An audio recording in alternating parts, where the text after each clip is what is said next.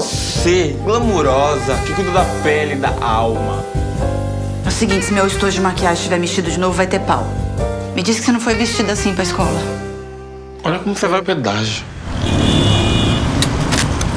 Obrigada, Eu fico tão feliz, Carol, de ver no teu segundo longa a tua voz, as tuas temáticas, o teu estilo consolidando, assim, sabe? Aquela coisa do autor que fala assim, é isso, né? A gente tem um autor aqui que tá fazendo essa trajetória e é muito privilégio a gente poder acompanhar desde o começo, né? E essas temáticas, e aqui a gente tem Cubatão, essa é a minha primeira pergunta, por que Cubatão? E a forma como você traz para o primeiro plano agora a homossexualidade represada, que é um detalhe, né? Ela está lá presente no Carvão também, mas agora ela sobe com esse absurdo da cura gay, que eu queria que você falasse um pouco, porque eu adoro como você retrata, você mostra como é que é esse processo insano e se ele é real, se ele é fruto de uma pesquisa ou se só é puro delírio, porque parece um delírio, né? Bom, de fato, eu acho que você falou, essa última palavra que você falou diz muito, né, sobre a vontade que eu tenho de mostrar coisas que parecem delírios, mas que fazem parte da realidade, né? Então, voltando às perguntas etapa por etapa, daí você me lembra se eu tiver esquecido alguma coisa. Bom, Cubatão é uma cidade que eu, como acho que qualquer pessoa aqui de São Paulo que eventualmente vai para o litoral, em algum momento passa, e existe um fascínio por Cubatão, né? Desde criança, visualmente, o fogo, a fumaça, né? Então, eu sempre tive vontade de conhecer melhor Cubatão, mas eu não tinha pensado em fazer um filme em Cubatão. Só que como era um filme de uma cobradora de pedágio, no fim das contas eu acabei pensando que poderia ser lá, que fazia todo sentido ser lá, né? E realmente a cidade era muito fascinante, tem muitas contradições assim que estão muito presentes no filme, né? Uma cidade que teoricamente ela é... Teoricamente não, né? Ela é uma cidade mais cinza, uma cidade que tem muita textura, mas ao mesmo tempo tem a mata atlântica, né, em volta dela. É uma cidade que ela é fria do ponto de vista visual, mas ela é muito acolhedora, as pessoas são muito acolhedoras, você se sente quase numa cidade do interior, assim, Sabe o que o pessoal tá falando, Antônio? Que você tá um passo de virar um traveco. É isso que eu sou obrigada a escutar. Sabe? Então, assim, tem muitas contradições que tem a ver com o filme, que tem a ver com a própria profissão da atendente de pedágio, que convive com milhares de pessoas e com nenhuma, né? Uma das profissões mais solitárias que tem, ao mesmo tempo que tem que lidar com mais gente, assim, em valores absolutos, né? Então, eu acho que é essa coisa do filme sobre contrastes, tendo como tema principal, isso que você falou, né? Que no Carvão tem como vamos dizer assim, um subplot do filme, mas aqui é a questão principal do filme, né, que é a relação da mãe de um filho e a mãe que não aceita o filho como ele é, né. Aí, com relação à cura, como você falou, bom, eu fiz muita pesquisa, fui ver bastante coisa ao vivo, conversei com muita gente que passou por isso, que não passou por isso, fui nos lugares e tal, mas a minha ideia sempre nunca foi mostrar a violência real, gráfica, né, que acontecem nesses rituais, tanto emocionais quanto físicas. Sempre foi mais jogar a luz sobre o absurdo que é as pessoas que se acham no direito de achar que tem de curar algo que nem doença é. E também do nosso cenário político que é, né, em relação à comunidade LGBT+, que é patético, né? Você vê aí pessoas na Câmara que falam coisas absurdas, que parece uma quinta série, Usando uma linguagem assim que é assim patético, né? Então eu queria jogar a luz um pouco nesse patético, né? Nesse ridículo, como que essas pessoas não caem em descrédito, né? Então o foco era um pouco mais esse, aí vem o uso do humor. E é o seguinte, Antônio, vou te falar uma coisa, se você quiser comer da minha comida de novo, se você quiser continuar morando debaixo desse teto, sentar nessa mesa, você vai. É só isso que eu tenho pra te falar. E Maeve, a Suelen, ela não é uma mulher frágil, porque ela é uma batalhadora, é uma mãe solteira batalhadora. Sim. Mas ela é também desamparada, extremamente desamparada e manipulável, né? Dentro desse mundo de ignorância em que ela vive. De desespero mesmo, Exato. E o que mais impressiona é como ela gera empatia. Ela tem as atitudes mais tortas possíveis como mãe e a gente não consegue odiá-la em momento nenhum. Então, assim, eu fico imaginando o teu desafio de achar esse pontinho. Ai, você não sabe como eu fico feliz, assim, sobre esse comentário, porque eu acho que tinham duas coisas que me preocupavam muito quando a gente começou, que é, sempre que, assim, como o filme fala muito sobre essa relação dessa mãe e desse filho, de certa maneira o protagonismo no filme é essa relação dessa mãe e desse filho, e é sempre difícil você construir uma relação tão íntima, de uma maneira sólida, né, numa narrativa, de uma pessoa que, né, que não tem esse parentesco de fato com você.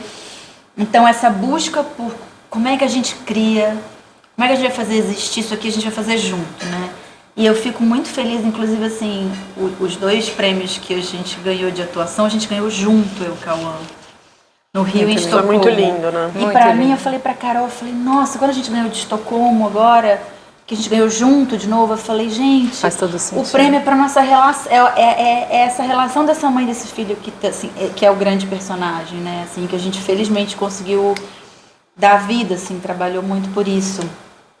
E não seria possível fazer isso, dar veracidade para essa relação, se não fosse construir uma relação em todas as suas dimensões, que implica não apenas o que o filme está interessado, né, em iluminar, que é essa violência que esse menino sofre, mas como ela faz isso na tentativa desesperada de proteger esse filho, de dar conta, sendo uma mãe solo. Amor. Sim. Dentro, assim, da visão de mundo que ela alcança, dentro da elaboração que ela tem espaço num cotidiano muito duro. Do assim. que ela foi ensinada a vida inteira, do que era certo, do que era errado, o que seria um êxito, né? De como seria um êxito ter um filho dessa maneira. O que isso significa sobre ela também, né? Exato. E assim, eu entrevistei, né, quando eu estava pesquisando para fazer a Suelen, eu entrevistei muitas mães. E essas mães a gente chegou nelas através de uma ONG que dá apoio psicológico, não apenas para as pessoas da comunidade LGBTQIA+, mas para parentes, né, pais, para famílias, que muitas vezes precisam também de apoio. Claro. E então eu cheguei neles através dessa ONG. Então eram mães que ou estavam ou estiveram num conflito muito grande com seus filhos e filhas por conta dessa dimensão, né? Então assim, conversei desde mães que admitiram que, sei lá, que mandaram bater no filho, por exemplo, assim, sabe? Assim, mas tinha um sofrimento, tinha uma coisa que era muito presente, que era vergonha, né? Vergonha ou porque em algum momento não entendeu o filho, ou vergonha porque ainda estava entendendo. Você percebe que eu tô tentando te proteger, Tiki? Acho que as coisas são fáceis para as pessoas que nem você, lá fora? Lá fora, amor. Vem o Cauã, né? Que é o personagem mais dentro de si, mais consciente de si mesmo nessa história, porque ele passa por tudo, mas ele sabe quem ele é. Mas o Cauã, ele tem uma espontaneidade, uma não deferência que eu acho que ajuda ele, assim, sabe? Ele brinca um pouco e isso é interessante, enfim. Tem questões da vida dele, etc., também, que talvez ele traga, que ele use, né, em prol da performance dele, né, no set e tudo. Mas eu acho que ele tem esse fator da espontaneidade que ajuda a trazer essa naturalidade, sabe? Forte. Tem uma coisa que eu observo na direção da Carolina, assim, com Cauã, com Jean, em Carvão, que eu acho brilhante, assim, que a Carol agora falou da não deferência do Cauã, e de fato ele tem esse, eu acho que, como o Jean também, né? O Jean também por ser mais novinho, sim, não ter consciência do impacto, da estrutura onde ele está atuando, né? Assim, mas a Carolina eu sinto que tem que tem pouca deferência, porque assim, quando você vê um ator jovem ou criança, é muito comum você ver as pessoas tratando ele assim, cheio de... Quase como se fosse, sabe, assim, tem um Infantilizando excesso. além da conta, Exatamente, digamos assim, exatamente. né? E a Carol, ela fala aqui. Ela fala aqui com todo mundo, assim, sabe? Então, Ela respeita a inteligência, né? exatamente. Então, e eu acho que isso, assim, olhando de fora como atriz, eu acho que, assim, inclusive, às vezes, quando tava de espécie, não, Cauã, não sei o que, e é aqui, assim, é tipo, eu sei que você pode me dar isso, me dá... Sabe, ó, não vem jogar comigo Legal. não.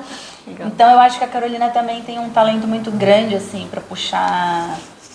E eles têm uma relação prévia, né? Cauã fez o órfão. Sim. Então a gente já trabalhou junto, já conhece. Eu conheço um pouco as Sintonia. dinâmicas, né? Essa calça aqui é acochada no membro, mulher. Onde é que isso vai parar, Tiquinho? Preciso falar da Aline Marta, que é a nossa enfermeira macabra em Carvão. E hoje, e agora, em Pedágio, ela é hipocrisia encarnada, né? Total. Você está falando dessas contradições, para a gente poder fechar, ela meio que sintoniza a contradição de tudo isso, né? Completamente. Ela é uma gênia, né? Aline, você é uma A gênia. Aline é maravilhosa. Nossa, que espetáculo de atriz, né? Mas ela tem essa genialidade, essa capacidade de caminhar nessa fronteira entre... Porque ao mesmo tempo é isso, é hipócrita, né? A personagem dela, mas ao mesmo tempo ela é tão... crente com perdão da palavra, assim, do que ela diz. Sim.